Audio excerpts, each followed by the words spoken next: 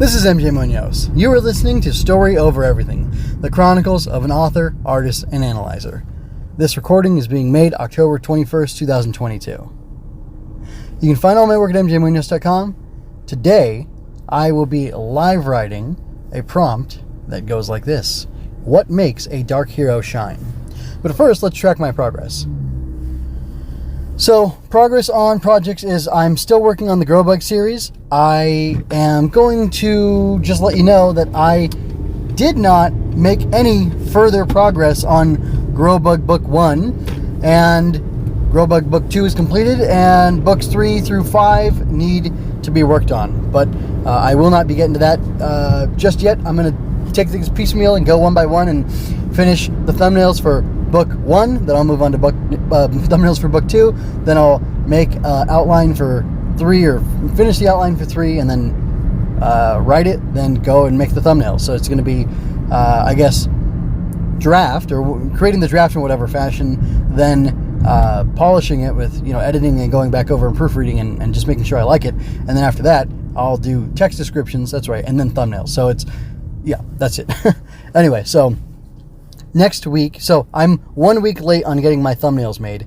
Well, maybe technically I'm 2 weeks late, but I'm just going to say for now, I'm 1 week late as of 10/21. So hopefully 10/28, I will have those thumbnails done. That's the plan. So that's what I'm going to be working on, or that's the action I'm supposed to take next week, or over the course of this next week, is to get those taken care of. So that's like I said, that's that. I have follow-up stuff to do that I will not be able to do until I'm done with at least Grobug Book 1, and I will address that at the time. So, and by done, I mean me being done with the thumbnails, and then because then I will then contact the artists again and work with them to see what exactly we're going to do. Stuff on the book, on the back burner is MTM, the Breastfeeding Book, and the Dragon Book is completely on the shelf, on hold for now, and I'll take it off later. I did not get to write anything this week. I didn't do any drawings either. The thumbnails would have been my drawings this week. I think that counts. And I was able to watch and analyze 3 shows, which I'm going to discuss each of them in the Lessons Learned section, which is coming up right now, actually. Here we go. Lessons Learned from Don Brothers 33. Appreciate your editors and creative guides. It has been said that those who cannot do teach. I can imagine someone saying those who cannot write edit, or produce, or even, heaven forfend, analyze.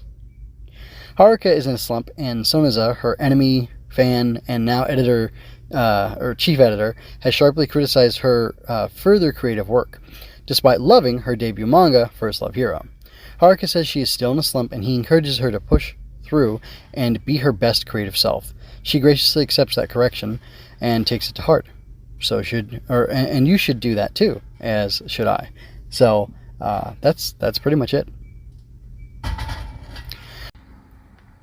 And what were the lessons that I learned from episode 12 of Futopia? I would say it's find ways to balance out wins and losses for your heroes. I famously dislike Shotaro from Kamen Rider Double. Philip is the better half of Double, and I like so much about him. Seeing Shotaro recognize and take a loss in this finale gives me reasons to like him as a growing character and root for him to have a comeback as a hero. This is my Lessons Learned segment from Kamen Rider Geats Episode 7. Your hero does not have to be likable. They can even be unlikable and still be enjoyable to watch in their world. Ace embodies this in Kamen Rider Geats. How does it work?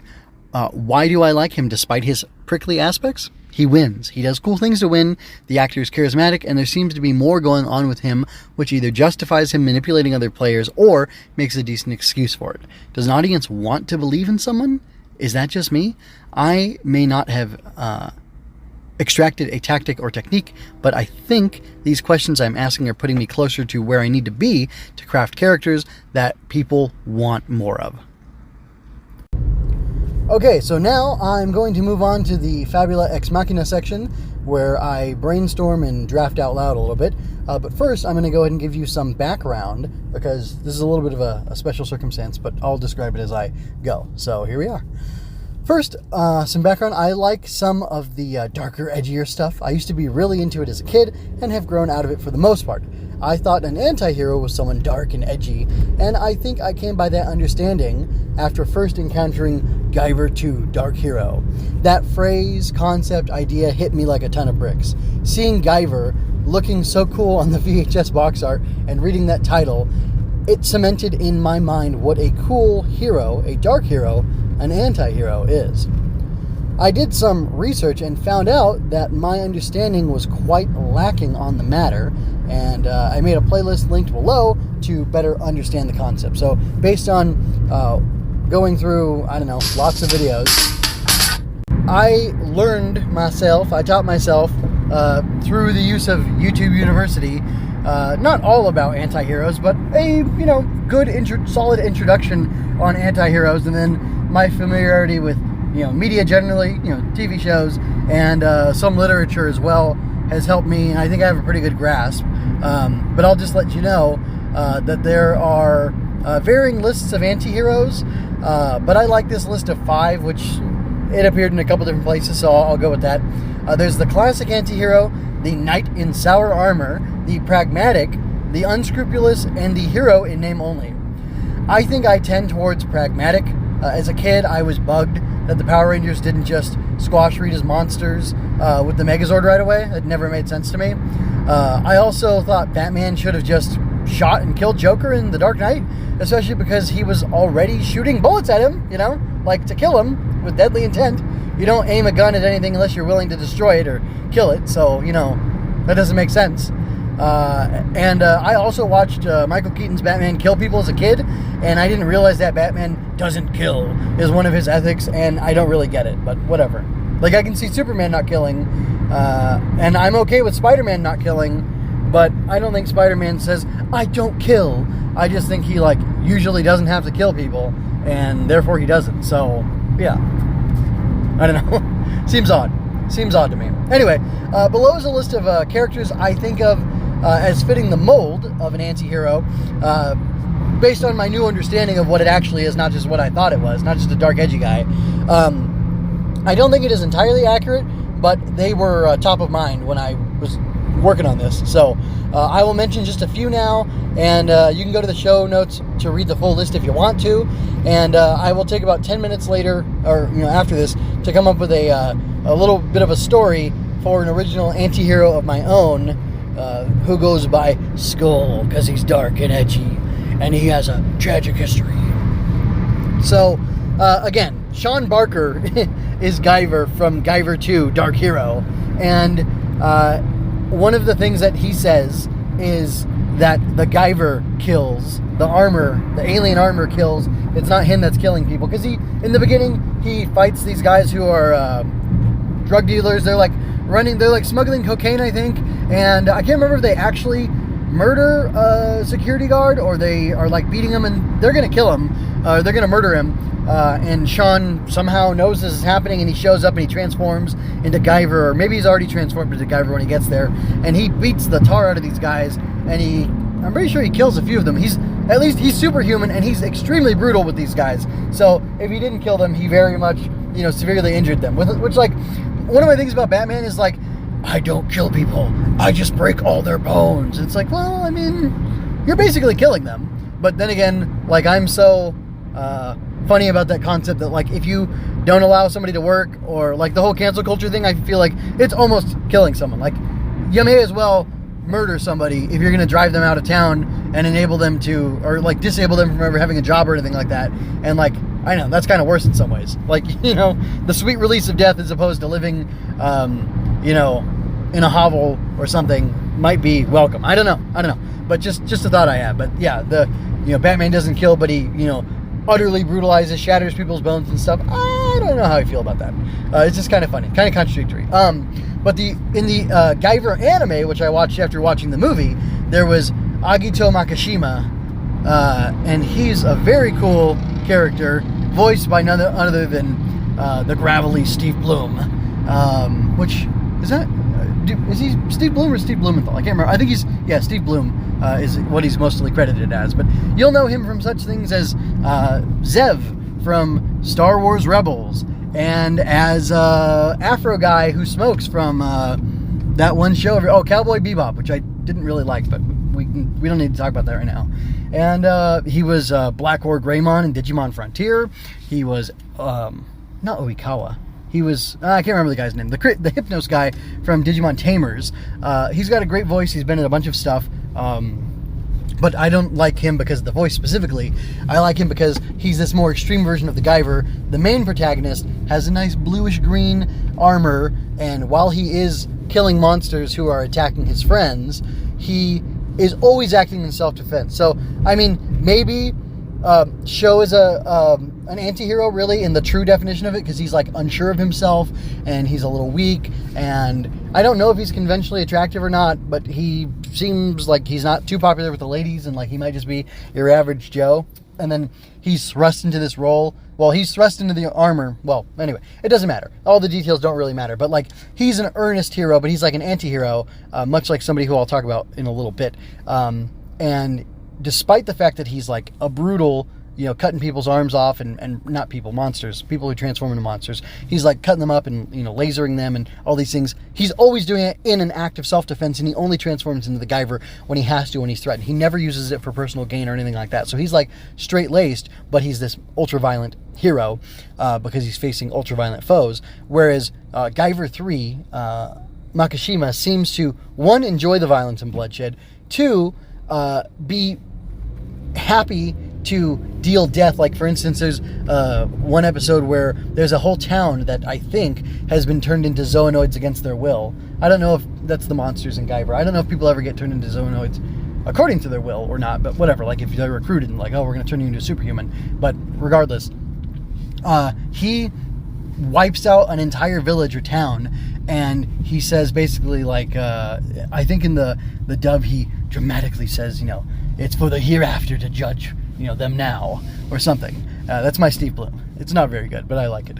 Anyway, but he's basically like, look, I'm going to kill them, and I'm going to let God sort it out, because I think they were turned into monsters against their will, and they were going to murder all of us if I didn't stop them, so I did what I had to do. I'm pragmatic. You know, so he was the pragmatic hero, right?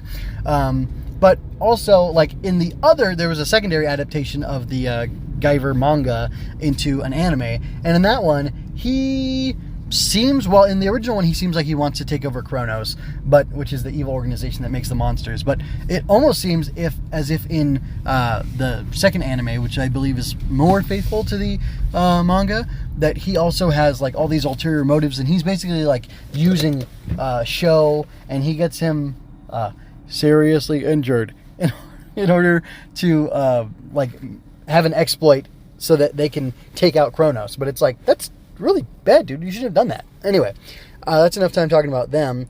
Just a quick mention, Raphael. He's angry. He's irritable. He's not very nice. But, you know, he loves his brothers more than anything, or I mean, more than them, he loves his dad, and he wants to do what's right, and he's been trained to hone his anger, or to, like, channel his anger and his rage and all this dark emotion that he has to do the right thing, you know, thanks to Master Splinter. So that's a real strong one. I noticed in a lot of Japanese stuff, like actual stuff from Japan, not like, you know, Ninja Turtles, which is inspired by Japanese stuff, sort of, that there's, like, a hot-blooded hero, like the red Power Ranger or Super Sentai guy, and then there's, like, the blue or the black or whatever.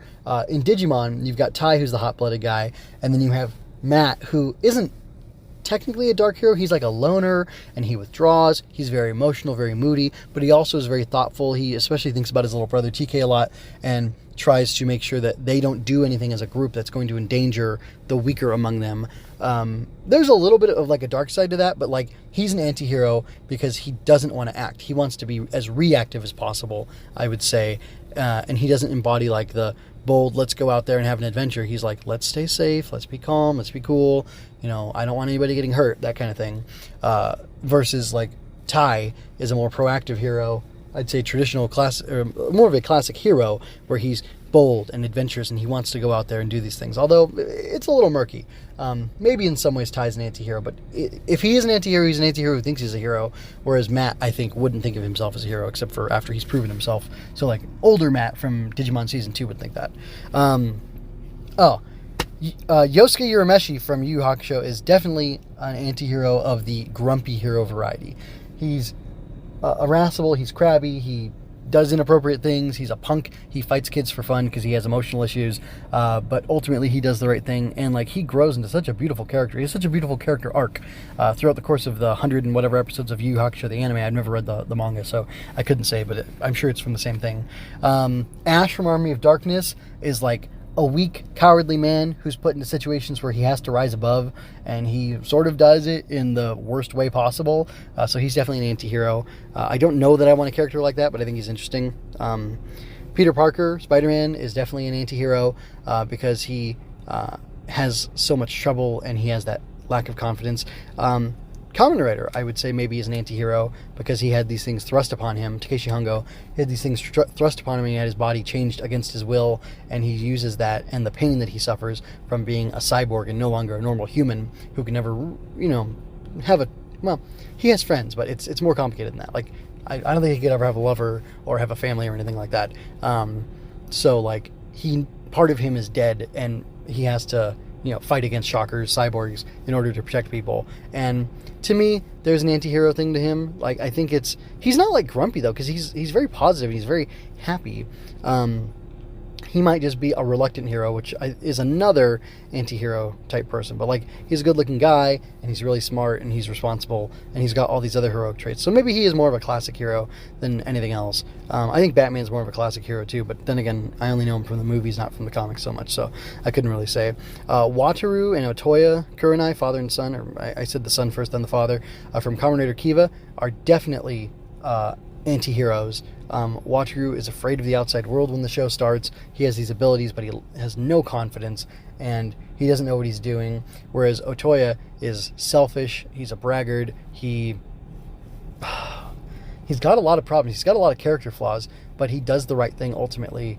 And it's not that he chooses to do wrong. It's just he cares more about and is wrapped up in himself more than anything, and that causes him to make certain decisions. I'm going to throw out a weird one from the Bible. Samson, I believe, is an anti-hero because while he does good things and he does great things like a Greek hero character, he also visits prostitutes, and he marries foreign women, which wasn't supposed to be done in Israel, and he does these things that are counter to what Israel should be doing, his fellow Israelites, but in that he's able to provoke basically the Philistines around them, and then when they attack, he massacres them and kills them. And the idea is that's good because they were oppressing the people of Israel. I guess specifically people from the tribe of Dan in that area. I don't know about all of Israel. The book of Judges, is very hard to grasp what's happening where, and I need a chart and graphs to figure it all out. But I would definitely call him an anti-hero. And then the last one, who I think is the most unlikely of all, is Bilbo Baggins from The Hobbit, and it's because he isn't a big man, he isn't muscly, he isn't strong. He does do some sword fighting against bugs, against the giant spiders and stuff, but he doesn't want. He's also a reluctant hero, and he lacks the other heroic traits, like I mentioned. But he does the right thing, and he wants to do the right thing. And actually, I think I like him better than Frodo.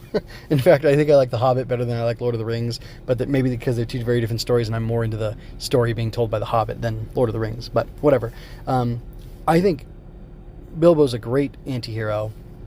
And now that I know he's an anti-hero, I can understand, because it didn't make sense to me quite. Why do we have these characters as the heroes? And I sort of got it in Fellowship or in the Lord of the Rings series, but when I read The Hobbit, originally I didn't really get it. But now that I know he's an anti-hero, and he was used as an archetype by somebody talking about anti-heroes in this playlist, I thought, oh yeah, that totally checks out. I can see why that is. So there was a really interesting video by somebody who's a little, I can see having disagreements with them, but I liked the bulk of their analysis on heroes and anti-heroes. Heroes an amorphous thing, they were saying, and heroes are more based on the ideals of the society they come from. Therefore, anti-heroes are going to be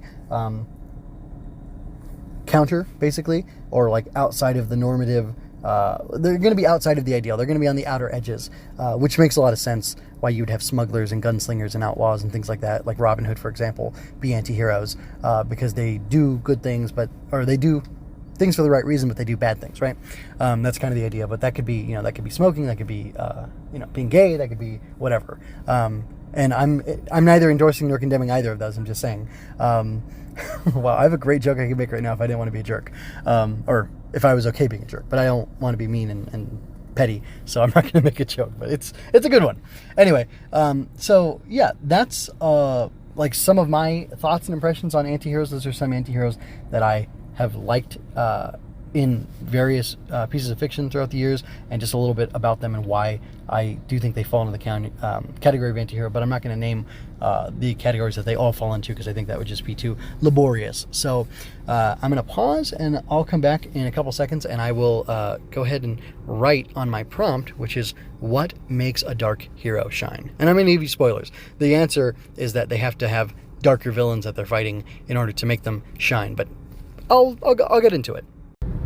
Okay, so going into this prompt, I'm thinking of a character whose codename is Skull, and I'm not exactly sure how I'm going to convey what I want to convey in this right now. So here's my best effort for the next 10 minutes. I think I got the angle here. Here I go. I know exactly how a creature like this thinks, because not long ago, I was just like it. Hungering and thirsting for power, for any scrap I could get to have one over my fellow man, and worst of all, my malevolent cohorts.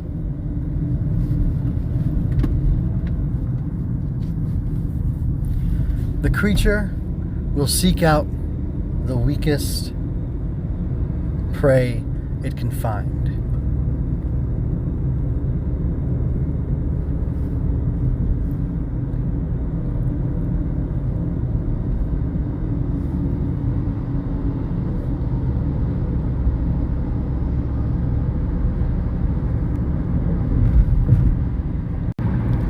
I say creature with a bit of disdain, but I must apologize to all creatures everywhere, for to call a man such as this a creature is an insult to our lesser brethren. While it is true that every predator seeks its prey, there is one principal way in which the most vicious of beasts is better than a man. Driven by instinct, the most ferocious beast, I meant to say hunter. Driven by instinct, the most ferocious hunter will seek out its prey, dispatch them, and feast on the bounty they have attained. They may share it with their pack, their mate, their cubs, or other young.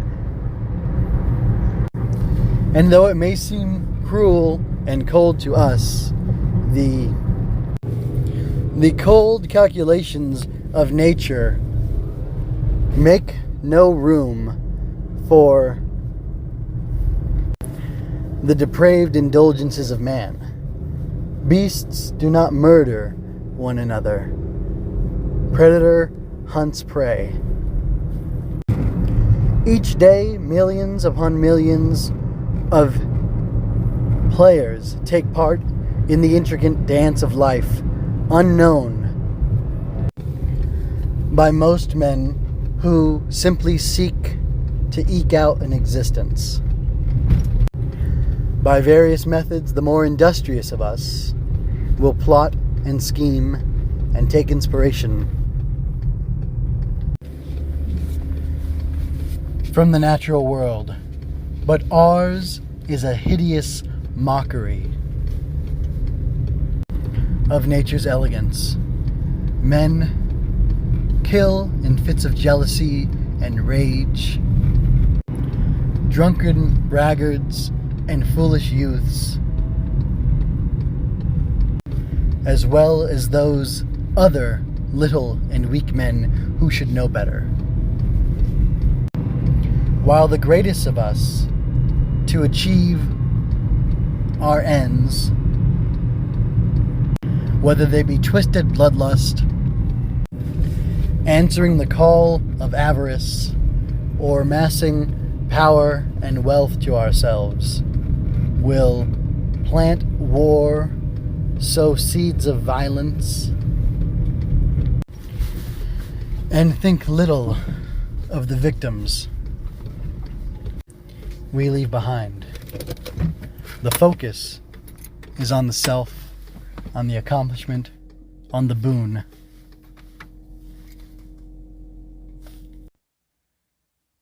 Yes, I was such a man for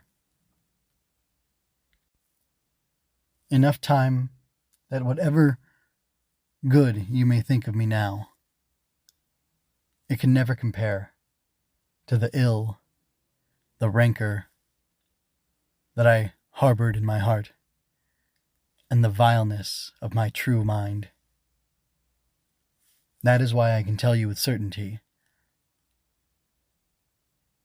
that we have arrived at the location of this uniquely human aspect of creation, a grotesque monster, shaped and formed by the darkest desire of this so-called man's heart. I hope you enjoyed that. If you did, you can find more at mgmunoz.com, as well as my entire library of analysis, art, and fiction.